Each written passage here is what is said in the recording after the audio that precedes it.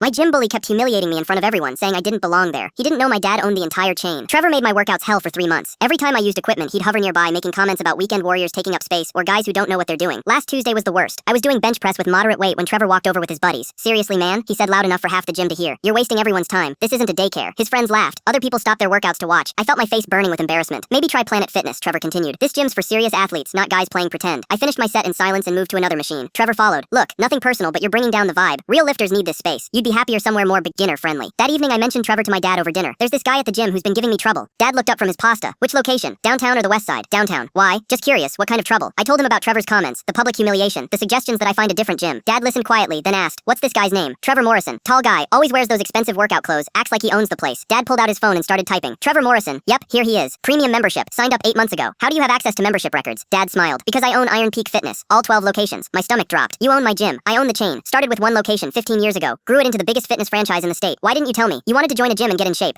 I thought you'd be more motivated if you earned it yourself rather than getting special treatment as the owner's son. I stared at him. So when Trevor's been telling me I don't belong there, he's been bullying my son at my gym while using my equipment that he pays me to access. Dad kept scrolling through his phone. Trevor Morrison, premium membership, $180 monthly. Clean record until now. What are you going to do? Nothing. You are. Dad handed me his business card. Tomorrow, when Trevor starts his usual routine, give him this. Tell him you thought he might want to speak with the owner about his concerns regarding gym membership standards. The next evening, I was at the squat rack when Trevor approached with his typical smirk. Back again? Thought we discussed this yesterday. I turned around calmly. Actually, Trevor, I wanted to follow up on your suggestion about finding a different gym. Smart move. There's a Planet Fitness about 10 minutes from here. The thing is, I really like this gym, so I thought I'd discuss your concerns with management. I handed him my dad's business card. Here's the owner's contact information. He said he'd love to hear your feedback about membership standards. Trevor glanced at the card, then did a double take. Wait, Robert Chen? You know the owner? He's my father. Trevor's face went completely white. The confident smirk vanished instantly. Your father owns Iron Peak? All 12 locations. He started this chain when I was in elementary school. Trevor started stammering. Look, man, I didn't know what? That the weekend warrior you've been humiliating for 3 months is the owner's son? His buddies were backing away now, clearly not wanting to be associated with whatever came next. I was just trying to help, Trevor said desperately.